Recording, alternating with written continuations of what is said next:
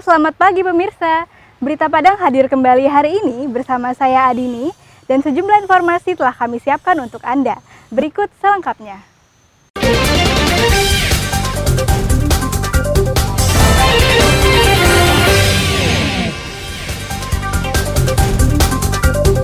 Lebih dari 1.000 warga Timbo Ambu masih tinggal di tenda-tenda darurat. Eksekusi tanah dan warung di Kota Pariaman diwarnai kericuhan. Puluhan santri di Lunang, pesisir selatan, Selasa siang mengikuti pawai Manolan menyambut datangnya bulan puasa.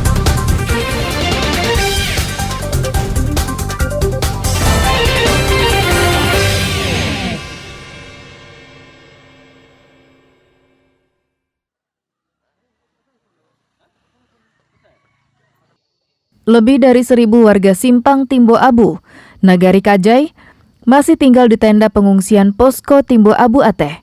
Dari pantauan Rabu siang, mereka telah berada di tenda darurat ini selama 17 hari, usai gempa magnitudo 6,1 yang meluluhlantakkan rumah mereka akhir Februari lalu. Meski masa tanggap darurat telah berakhir, warga ini memilih untuk tetap bertahan di tenda pengungsian karena rumah mereka rusak berat, sehingga tidak bisa ditempati.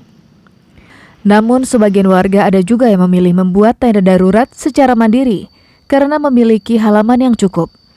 Warga berharap bantuan hunian sementara sehingga mereka bisa tinggal dan beraktivitas bersama keluarga, terlebih pada bulan Ramadan nantinya.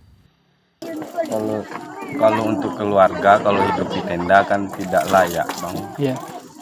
Sedapat mungkin ada semacam hunian sementara itu prosesnya dipercepat.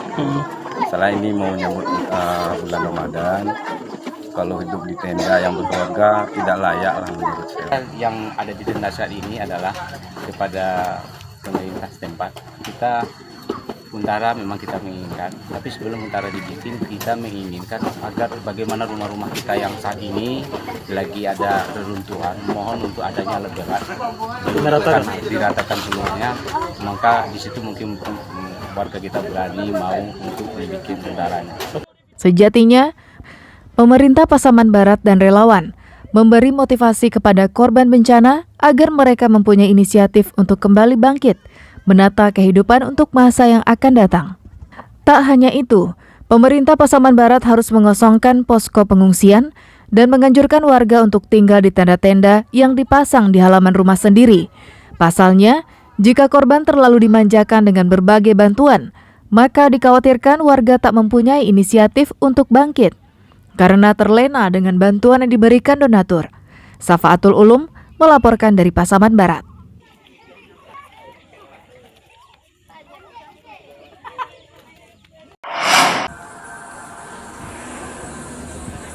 Pengelola bus antar kota antar provinsi di Padang mengeluh karena ketersediaan bahan bakar minyak jenis solar sejak beberapa pekan lalu sulit didapat. Akibatnya, operasional armada bus menjadi berkurang, yang semula 3 unit per hari, kini menjadi 2 unit per hari.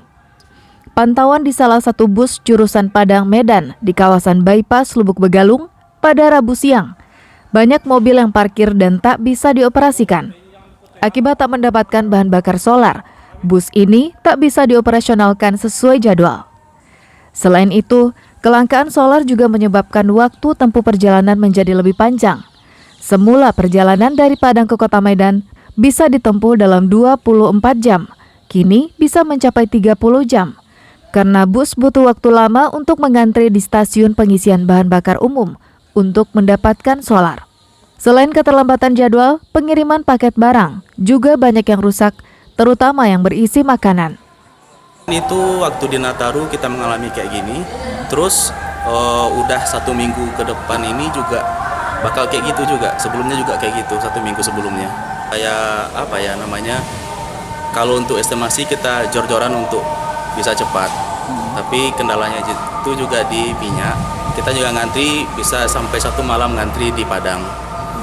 Untuk pemerintah, sediakan minyak solar yang cukup untuk pengendara bus atau truk, itu saja.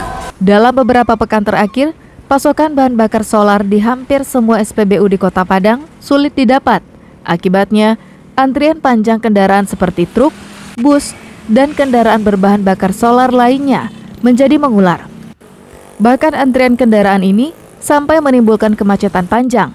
Pertamina selaku pemilik kebijakan terhadap distribusi BBM ini tak pernah memberikan keterangan. Beberapa kali permohonan konfirmasi yang dilakukan tim Berita Padang terkait kelangkaan solar ini tak pernah mendapat respon. Dari Padang, Robiha melaporkan.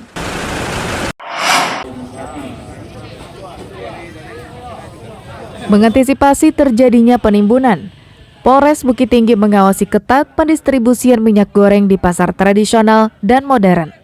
Seperti yang dilakukan saat pelaksanaan operasi pasar minyak goreng khusus pedagang yang digelar Dinas Koperasi UKM dan Perdagangan. Tidak hanya memantau operasi pasar khusus pedagang, polisi juga mengumpulkan informasi dari pedagang minyak goreng untuk memastikan pendistribusiannya. Apakah telah terlaksana sebagaimana mestinya atau justru terjadi penyelewengan, yakni pedagang yang mencari keuntungan dengan menimbun minyak goreng. Hari ini kami dari Polres Bukit Tinggi beserta dari Disperindak Kota Bukit Tinggi melakukan pemantauan langsung terkait dengan pendistribusian sebanyak 1.020 dus atau 12.000 liter minyak goreng dari Inkasi Kota Padang. Dikandung maksud adalah untuk menjamin ketersediaan minyak goreng yang ada di Kota Bukit Tinggi. Pemerintah Bukit Tinggi terus berupaya memenuhi permintaan masyarakat akan minyak goreng. Dalam operasi pasar khusus pedagang kali ini, Pemko Bukit Tinggi menyediakan lebih dari 1.000 karton minyak goreng kemasan. Polisi di Bukit Tinggi akan terus memantau ketersediaan serta distribusi minyak goreng, sesuai perintah Kapolri beberapa waktu lalu. Langkah ini dilakukan untuk mengantisipasi tindakan pedagang dan pemilik modal besar yang menimbun minyak goreng. Polisi juga memantau pedagang yang menjual minyak goreng, agar tak terjadi lagi kasus minyak goreng yang dijual melebihi harga eceran tertinggi yang telah ditetapkan pemerintah. Dina Amrina melaporkan dari Bukit Tinggi.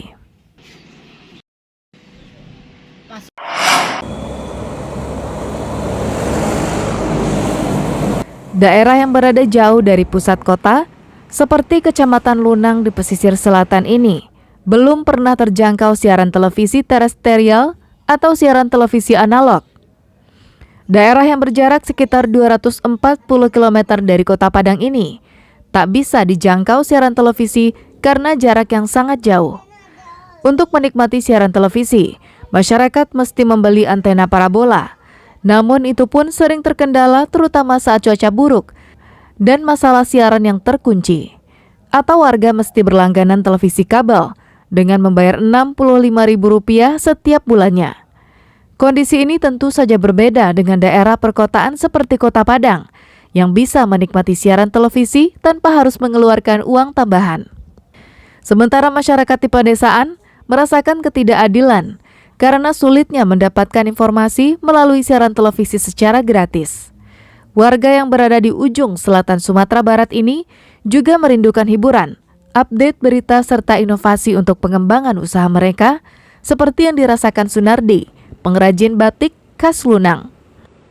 Sedangkan di kota bisa gratis siaran TV itu, kan tentunya kita juga harusnya bisa juga dapat siaran yang gratis juga seperti di kota-kota besar itu. Kita di kampung, di desa tentunya ya diberi kesempatan yang sama, diberi fasilitas yang sama untuk mendapatkan siaran TV yang gratis. Karena kita sangat penting untuk ya ada hiburan, ada siaran, ada kreativitas kita dalam usaha juga bisa kita lihat dari TV itu juga. Mulai 30 April mendatang, pemerintah akan menghentikan siaran televisi analog dan beralih ke siaran digital. Siaran televisi analog yang selama ini mengudara di Kota Padang seperti SCTV dan Indosiar akan berpindah ke siaran digital dengan kualitas gambar yang lebih baik serta jangkauan yang lebih luas. Semuanya bisa dinikmati masyarakat secara gratis. Sekarang tanpa dengan adanya parabola, tanpa dengan YouTube, tanpa membayar kuota internet, tanpa embel-embel apapun, masyarakat hanya menyediakan STB kalau belum TV-nya itu disupport oleh digital. Untuk bisa menikmati siaran televisi digital, masyarakat mesti membeli perangkat tambahan yang dinamakan set-top box. Namun bagi masyarakat miskin, pemerintah akan memberikan bantuan STB gratis. Arset Kusnadi melaporkan dari pesisir selatan.